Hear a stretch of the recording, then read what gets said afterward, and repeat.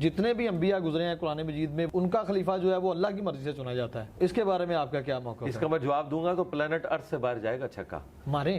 جب نبوت ختم سب کچھ ختم، کون سا خلیفہ؟ جو حضرت ابوبکر عمر عثمان و علی ہیں، یہ خلیفۃ الرسول وہ والے خلیفہ نہیں ہیں جو انبیاء کے خلفاء ہوتے تھے۔ اگر حضرت امیر حمزہ زندہ ہوتے تو پہلا خلیفہ انہوں نے بننا تھا۔ حضرت عمر کو جناب علی کا داماد کہا جاتا ہے، تب میاں بیوی راضی کیا کرے گا قاضی؟ چھوڑیں یار، یہ غیر علمی باتیں ہیں۔ حضرت ابوبکر کو لے کر حضرت عمر اور جو وہ اپنی خلافت کا سلسلہ چلانے کے لیے اتنے پریشان نظر آتے ہیں، جبکہ جناب رسول خدا اتنا سلسلہ جناب آدم سے شروع ہوا، رسول اللہ تک آیا، وہ اپنا خلیفہ ہی نہیں چھوڑ کے گئے، عوام منتخب کر رہے ہیں ان کا خلیفہ مشورے کے ساتھ۔ اور جتنے بھی انبیاء گزرے ہیں قرآن مجید میں وہ ان کا خلیفہ جو ہے وہ اللہ کی مرضی سے چنا جاتا ہے۔ جناب موسیٰ علیہ السلام کا خلیفہ، جناب زکریا علیہ السلام رو کے دعا کر رہے ہیں کہ مجھے ڈر ہے اپنے بھائیوں کا، کوئی میرا جو ولی ہے وہ مجھے دے دیں، تو اس کے بارے میں آپ کا کیا موقف ہے؟ اس کا میں جواب دوں گا تو پلانٹ ارتھ سے باہر جائے گا چھکا ماریں۔ مجھے بتائیں رسول اللہ سے پہلے خاتم النبیین آیا کون ہے؟ جب نبوت ختم سب کچھ ختم، کون سا خلیفہ؟ کسی کی اہلیت ہے کہ وہ رسول اللہ کی پوسٹ کو سنبھالے ختم نبوت کے بعد؟ ختم نبوت کا مطلب کیا ہے؟ اب اللہ نے زمین پہ کسی سے بات نہیں کرنی، تو کس کی جرأت ہے کہ نبی کی سیٹ پہ بیٹھے آ کے، اور وہ غیر نبی ہو؟ نبی کی سیٹ سے نبی سنبھال سکتا ہے، اور سب سے بڑا نبی خاتم النبیین، اس کی سیٹ غیر نبی کیسے سنبھال سکتا تھا؟ یہ مثالیں جب دیتے آپ سمجھے۔ داؤد کا خلیفہ سلیمان ہو سکتا تھا نا، داؤد علیہ السلام خاتم النبیین نہیں ہے، اور ان کا بیٹا پیغمبر ہے، ختم نبوت نہیں ہوئی، تو پیغمبر کا خلیفہ پیغمبر۔ آپ پہلے مجھے یہ مثال دیں کہ انسانی تاریخ میں نبی نے غیر نبی کو کبھی خلیفہ کیا ہو، اس کی تو مثال ہی کوئی نہیں موجود۔ تو اب آپ کیوں ڈیمانڈ کر رہے ہیں کہ ابوبکر اور علی خلیفہ ہوں؟ کہ نبی نے اپنے خون سے خلیفہ چنا نا۔ نہیں، وہ بات آئے گی، میں پہلے آپ کو مثال ختم کر رہا ہوں۔ یہ مثالیں انبیاء کی دیتے ہیں، نبیوں کے بعد نبوت کا سلسلہ جاری تھا تو نبی کا خلیفہ نبی ہوتا تھا۔ پہلے کوئی تاریخ انسانی میں یہ ثابت کرے کہ نبی نے غیر نبی کو کبھی خلیفہ بنایا ہو۔ کیا علی نبی ہے؟ اس میں تو بس شاکی کوئی نہیں۔ تو پھر آپ ان کو کس نے خلیفہ رسول بنانا چاہتے ہیں؟ نبی علیہ السلام کا خلیفہ وہ ہوگا جو نبی ہو، کم از کم نبی ہو، اور میں اس سے اگلی بات کرتا ہوں، وہ کم از کم نبی ہو اور سیکنڈ ٹو پرافٹ ہو۔ یعنی حضرت ابراہیم اگر اس کے لیول کا کوئی بندہ ہوتا نا تو میں مانتا کہ وہ حضور کا خلیفہ ہوتا، لیکن ختم نبوت کے بعد کس طرح آپ کسی انسان کو، لہذا وہ مثال دینا، آپ اس مقدمے کو سمجھیں۔ یہ سب سے بڑا فراڈ ہے جو یہ لوگ کر رہے ہیں غالی شیعہ، کہ وہ مثالیں دیتے ہیں پرانی، یہ اس طریقے سے نہیں ہوتا، دودھ اور چونا برابر نہیں ہو جاتا۔ جب نبی کا خلیفہ کبھی غیر نبی ہوا ہی نہیں ہے تو آپ کس طرح غیر نبی کو خلیفہ مان رہے ہیں؟ جبکہ ختم نبوت ہو چکی ہے۔ ختم نبوت کا مطلب یہ ہے جو مولا علی نے کہا آسمان کا زمین سے رشتہ منقطع۔ ناج البلاغہ میں جو مولا علی نے رسول اللہ کی میت پہ خطبہ دیا ہے کہ یا رسول اللہ آپ کی موت باقی نبیوں والی نہیں ہے، اب آسمان کا زمین سے رشتہ منقطع ہو گیا، مولا علی خود مان رہے ہیں کہ ابھی کام ختم ہو چکا ہے۔ جب کام ختم ہو گیا تو خلافت کی ضرورت نہیں ہے۔ اچھا، اب خلیفہ پھر اگر نبی کا کوئی خلیفہ اس طرح کا روحانی ہونا چاہیے تو وہ خلیفہ پھر ایسا ہونا چاہیے جس سے ہم استفادہ کر سکیں، میں بھی استفادہ کر سکوں۔ تو لائیں کدھر ہے وہ خلیفہ؟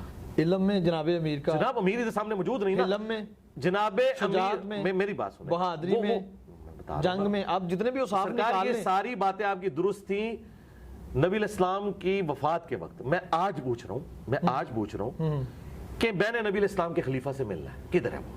اگر آپ کہتے ہیں وہ قبر میں ہے تو میں کہوں گا وہ اگر قبر میں ہے تو میں رسول اللہ کی قبر پہ کیوں نہ جاؤں؟ میں نے اس کی قبر پہ جا کے کیا کرنا ہے؟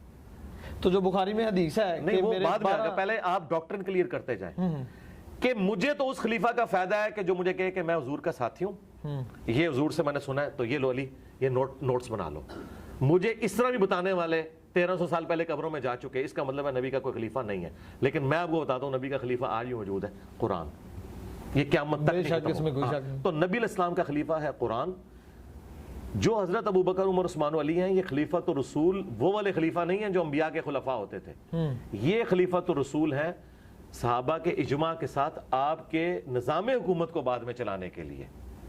دین جو ہے وہ مکمل ہو چکا، اور اس میں یہ خلفاء بھی جو دینی فیصلہ کریں گے وہ قرآن و سنت میں پیش ہوگا، اور یہ قرآن میں لکھا ہوا ہے، جہاں سے آپ لوگ ایک ٹکڑا اٹھاتے ہیں وَأُولِي الْأَمْرِ مِنْكُمْ وَأُولِي الْأَمْرِ مِنْكُمْ، اگے بھی ٹرو نا، فَإِن تَنَازَعْتُمْ فِي شَيْءٍ فَرُدُّوهُ إِلَى اللَّهِ وَالرَّسُولِ۔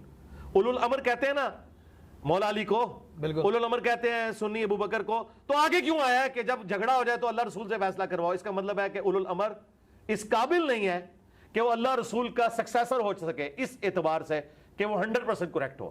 کہا کہ جب تمہارا امیر سے جھگڑا ہو تو تم نے قرآن اور سنت سے فیصلہ کروانا. اگر قرآن و سنت کا خلیفہ ابو بکر عمر عثمان و علی تھے تو فیصلہ پھر قرآن و سنت سے کیوں کروا رہے ہیں؟ اس کا مطلب ہے ان سے اختلاف بھی آپ کر سکتے ہیں. لوگوں نے کیا ہے, حضرت علی سے بھی اختلاف کیا ہے, حضرت ابو بکر سے بھی کیا ہے, عمر سے بھی کیا ہے. ختم نبوت وہ ٹائٹل ہے جس نے وہ ساری ایگزامپلز ختم کر دی جو پہلے تھیں کہ نبیوں کے خلیفہ نبی ہوتے تھے. بھئی نبی الاسلام کو تو اللہ نے ختم نبوت کے ساتھ یہی کہا ہے نا, ما کان محمد ابا احد من رجالکم, محمد تو مردوں میں سے کسی کے باپ نہیں ہے بلکہ وہ تو خاتم النبی. اس کا مطلب کیا ہے کہ کوئی بھی حضور کی اولاد میں سے مرد نہیں بنے گا کیونکہ وہ خاتم النبیین ہے. یہ بھی مطلب ہے اس کا. تو دوسری جگہ پہ قرآن یہ بھی تو فرماتا ہے نا کہ حسن حسین ان کے بیٹے ہیں. نہیں, قرآن نہیں فرماتا, حدیثوں میں. ہاں جی وہ بیٹے ہیں نا, لیکن وہ بیٹے اس سینس میں ہے کہ غیر پیغمبر ہے نا, پیغمبر تو نہیں ہے نا, ختم نبوت ہو چکی ہے. اس فرق کو آپ سمجھیں. حسین علیہ السلام بے شک بیٹے ہیں, سب کچھ ہے, نبی نہیں ہے. ختم نبوت کا تقاضا یہ تھا. اچھا میں آپ سے پوچھتا ہوں, حسین علیہ السلام سے تو زیادہ حقدار نبی علیہ السلام کی اپنی اولاد ہے, ابراہیم بن محمد. تو ان کی تو ڈیتھ ہوگی نا. ڈیتھ کیوں ہوئی ہے؟ وہ قرآن میں ہے نا, ما کان محمد ابا احد من رجالکم ولکن رسول اللہ و خاتم النبیین. ختم نبوت کا تقاضا یہ تھا. اچھا میں تو یہ سمجھتا ہوں کہ اگر حضرت امیر حمزہ زندہ ہوتے تو پہلا خلیفہ انہوں نے بننا تھا, کیونکہ نبی علیہ السلام کی مبارک زندگی میں یہ جو آج مثالیں دی جا رہی ہیں نا کہ حضور کے مصلی پہ ابو بکر کھڑے ہو گئے, پھر لوگوں نے پتہ کیا کہنا تھا, یار دیکھو بدر میں آرمی چیف نبی علیہ السلام نے اپنی جگہ ان کو آگے بھیجا ہے آرمی چیف بنا کے. مولا علی آگے ضرور گئے لیکن آرمی چیف کے طور پہ نہیں, آرمی چیف کے طور پر امیر حمزہ, بدر میں بھی احد کے اندر بھی. تو لوگوں نے سیدھا سیدھا کہنا تھا کہ نبی علیہ السلام کے سکسیسر امیر حمزہ ہے, خاندان قریش میں سے بھی ہیں, بنو ہاشم میں سے ہیں, ان کو چونا جائے, یہ ہو جانا تھا. لیکن ظاہر ہے کہ اللہ تعالیٰ کو کچھ اور منظور تھا. میرا خیال ہے یہ چیپٹر کلوز ہے, اس پہ ہم جتنی بھی پانی میں مدانی ماریں گے نا اینڈ دل وہی نکل. آخری کویسچن پھر آگے بڑھیں گے ہم کہ بخاری شریف میں جو حدیث ہے کہ میرے 12 خلفاء ہوں گے, 12 امام ہوں گے, تو یہ 12 وہ سلسلہ جو 30 سال تک چلتا ہے خلافت کا, خلافہ راشدہ کا. اس کے بعد نظام تقریباً درہم برہم ہو جاتا ہے. ایک چیز. دوسری چیز آپ نے کہا کہ یہ نظام بہت مضبوط تھا جناب ابو بکر سے جو شروع ہوا, اتنا مضبوط تھا تو تقریباً 4 سال 2.5 سے 4 سال تقریباً عرصہ جناب ابو بکر کا, 12 سال جناب عمر کا, کوئی 10-12 سال حضرت عثمان کا, اور اس کے بعد پھر کیا ہوتا ہے وہ سب آپ کے سامنے ہے. اتنی جلد اتنا مضبوط سسٹم کیسے زیر ہو گیا؟ سسٹم کیا سر, پولیٹیکل پورشن کولیپس ہوا ہے, باقی تو ترقی آج تک ہو رہی ہے. آج کا بادشاہ محمد رسول اللہ ہے. بے شک. کیوں ہے؟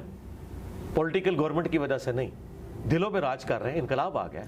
آج چنگیز خان کا کوئی ماننے والا نہیں ہے, رومنز اور پرشینز کی کوئی لیگیسی نہیں چل رہی ہے. تو یہ ایک پورشن ہوا ہے, یہ اتنا رونا بھی نہ رویا کرے, صرف پولیٹیکل سسٹم کولیپس ہوا ہے. باقی نبی علیہ السلام کی جو مبارک دعوت آج جس طرح اپنے عروج کے اوپر ہے نا, انسانیت نے اتنا بڑا کبھی عروج نہیں دیکھا کہ پیغمبر کو گئے دنیا سے 1500 سال ہو گئے ہیں اور آج بھی 2 ارب لوگ اس نام کے اوپر اپنی جان دینے کے لیے تیار ہیں.